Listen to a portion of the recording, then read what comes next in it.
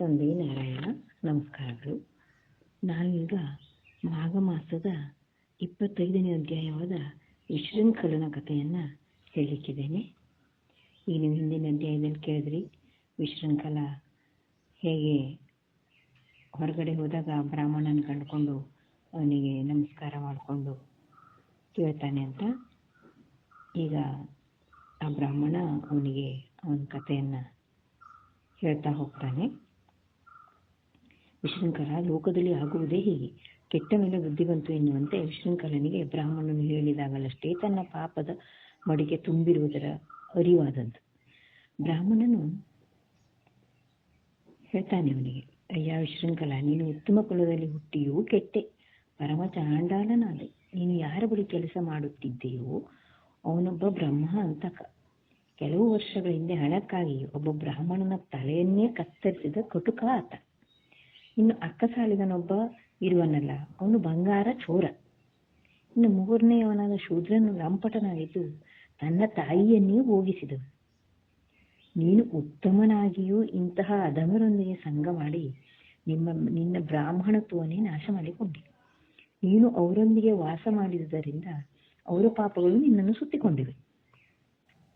ಪಾಪಿಗಳನ್ನು ನೋಡುವುದೇ ಪಾಪ, ಅದರಲ್ಲಿಯೂ ಈ ಮಹಾಪಾತಕಿಗಳೊಂದಿಗೆ ವಾಸ್ತವ್ಯ ಹೂಡಿದ್ದೆ ಎಂದರೆ ನೀನು ಒಬ್ಬ ಮಹಾಪಾತಕಿಯೇ ಆಗಿರುವೆ. ನಿನ್ನಂಥವನ ಪಾಪಗಳನ್ನು ಬಿಡುಗಡೆ ಮಾಡಿಸಲು ಯಾರಿಂದಲೂ ಸಾಧ್ಯವಿಲ್ಲ. ನಾನಾದರೂ ನಿನ್ನಂತಹವರನ್ನು ನೋಡಬಾರದಿತ್ತು, ನೋಡಿದರೂ ಮಾತನಾಡಬಾರದಿತ್ತು. ಚಿನ್ನ ಕದಿಯುವುದು, ಮಧುಪಾನ ಮಾಡುವುದು, ಗುರುತಲ್ಪಗಮನ, ಬ್ರಹ್ಮಹತ್ಯೆ ಇವುಗಳನ್ನು ಮಾಡುವವರ ಸಹವಾಸ ಇದು ಪಂಚಮಹಾಪಾತಕಗಳು. ಅಂಥವರ ಸಹವಾಸ ಮಾಡಿರುವುದರಿಂದ ನೀನು ಮಹಾಪಾತಕಿಯಾದೆ. ನಿನ್ನನ್ನು ಚಾಂಡಾಲನೆನ್ನಲು ಅಡ್ಡಿಯಿಲ್ಲ. ಯಾವುದೋ ಪುಣ್ಯವಲ್ಲದಿಂದ ನೀನು ಇಲ್ಲಿಗೆ ಬಂದು ನಿನ್ನ ಕೃತ್ಯಗಳನ್ನು ನೀನೇ ತಿಳಿಯುವಂತಾಯಿತು. ಇನ್ನಾದರೂ ಪಾಪ ಕಾರ್ಯ ಮಾಡುವುದನ್ನು ಬಿಡು.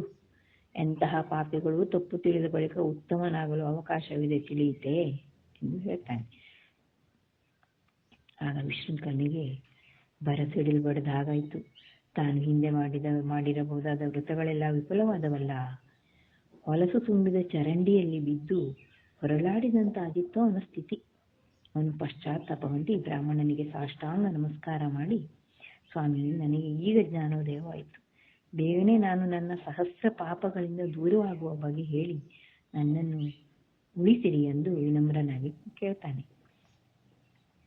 ಆಗ ಬ್ರಾಹ್ಮಣ, ಮೇಲೇಳು ವಿಶೃಂಖಲ, ಯಾವಾಗ ನಿನ್ನ ತಪ್ಪು ನೀನು ಅರಿತೆಯೋ ಆಗಲೇ ನೀನು ಉತ್ತಮನಾಗಲು ಅರ್ಹತೆ ಪಡೆದೆ. ನಿನ್ನ ಪಾಪಗಳು ದೂರವಾಗಲು ನೀನು ತೀರ್ಥಯಾತ್ರೆ ಕೈಗೊಳ್ಳಬೇಕು. ಅದು 12 ವರ್ಷಗಳ ಕಾಲ. ಅದನ್ನು ಒಂದು ತಪಸ್ಸಿನಂತೆ ಮಾಡಬೇಕು. ಭಿಕ್ಷಾಟನೆ ಮಾಡಿ ಜೀವಿಸಬೇಕು.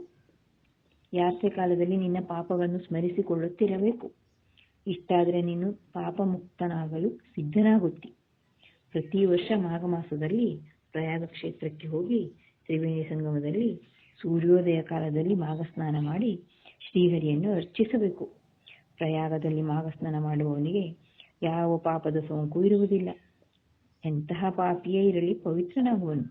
ಇದೇ ವೃತವನ್ನು ಯಾತ್ರಾ ಕಾಲದ 12 ವರ್ಷಗಳು ಆಚರಿಸಬೇಕು ಎಂದು ಹೇಳ್ತಾರೆ. ಆಗ ವಿಶೃಂಖಲ, ಧನ್ಯನಾದೆ ಸ್ವಾಮಿ, ನಾನು ಪಾತಕಿ, ನನಗೆ ಮುಕ್ತಿಯೇ ಇಲ್ಲ. ಖಂಡಿತವಾಗಿ ನೀವು ಸೂಚಿಸಿದ ಪರಿಹಾರೋಪಾಯವನ್ನು ಮಾಡುತ್ತೇನೆ. ಆದರೆ ನಾನೊಬ್ಬನೇ ಉದ್ಧಾರನಾಗಿ ಸ್ವಾರ್ಥಿ ಆಗಲಾರೆ.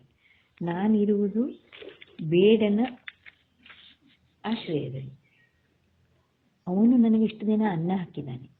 ಅವನನ್ನು ಬಿಟ್ಟು ಓಡಿ ಹೋಗುವುದು ಅಪಚಾರವಾಗಿ ಅದು ಒಂದು ಪಾಪ ಆಗ್ತದೆ.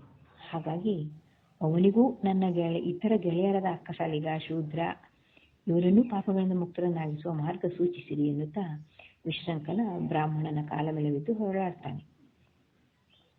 ಆಗ ಬ್ರಾಹ್ಮಣನು, ಏಳು ಪ್ರಾಯಶ್ಚಿತ ಎಲ್ಲರಿಗೂ ಒಂದೇ. ನೀನು ಮಾಡಿದುದನ್ನೇ ಅವರೂ ಮಾಡಲಿ. ಇದರಿಂದ ಎಲ್ಲರೂ ಪಾಪಗಳಿಂದ ಮುಕ್ತರಾಗುವಿರಿ. ನೀನು ಮಾಘ ಸ್ನಾನದಿಂದ ಪರಿಶುದ್ಧನಾದ ಮೇಲೆ ನನ್ನಲ್ಲಿಗೆ ಬಾ. ಮುಂದೆ ನೀನು ಮಾಡಬೇಕಾದ ಕಾರ್ಯಗಳನ್ನು ಹೇಳುತ್ತೇನೆ ಎಂದು ಹೇಳಿ ವಿಶೃಂಖಲನನ್ನು ಕಳುಹಿಸಿಕೊಟ್ಟನು. ವಿಶೃಂಖಲ ಬೇಗನೆ ಓಡಿ ಬಂದು ಕಿರಾತಕನಿಗೆ ಎಲ್ಲವನ್ನೂ ನಿವೇದಿಸಿದನು. ವಿಶೃಂಖಲನು ಹೇಳಿದುದನ್ನು ಕೇಳಿ ಕಿರಾತ, ಅಕ್ಕಸಾಲಿಗ ಹಾಗೂ ಶೂದ್ರ ನಡುಗಿ ಹೋದರು. ಅವರಿಗೂ ಪಶ್ಚಾತ್ತಾಪವಾಯಿತು. ಇದುವರೆಗೂ ತಾವು ಮಾಡಿದ್ದೆಲ್ಲ ಸರಿ ಎಂದು ಅಂದುಕೊಂಡಿದ್ರು. ಅವರು ವಿಶೃಂಖಲನ ಮಾತಿನಂತೆ ತೀರ್ಥಯಾತ್ರೆ ಕೈಕೊಂಡರು. ನಾಲ್ವರಿಗೂ 4 ದಾರಿ ಹಿಡಿದರು. ಪ್ರತಿಯೊಬ್ಬರೂ ತೀರ್ಥಕ್ಷೇತ್ರಗಳಿಗೆ ಹೋಗಿ ತೀರ್ಥ ಸ್ನಾನಗಳನ್ನು ಮಾಡಿ ದೇವಾಲಯದ ದೇವರನ್ನು ಕಂಡು ನಮಸ್ಕರಿಸಿ ಗ್ರಾಮಗಳಲ್ಲಿ ಭಿಕ್ಷೆ ಎತ್ತಿ ಜೀವಿಸತೊಡಗಿದರು. ಈ ರೀತಿ 12 ವರ್ಷಗಳು ತಪ್ಪದೆ ಮಾಡಿದರು.